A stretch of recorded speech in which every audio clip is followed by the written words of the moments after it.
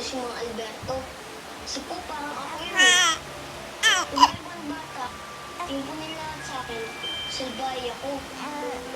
Kasi po, hindi nila ako masyado kinikilala.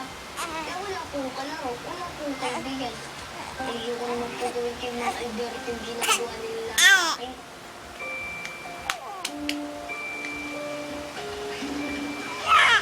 Pakinggan mo ako. Narito ako palagi.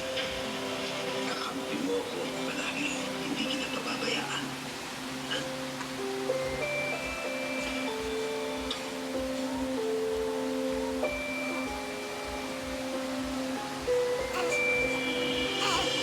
Alam mo naman na sinusundan mo ako. Alam ko naman, Father, na alam mo kung ano ako at ano ibig sabihin pag kumukulong lang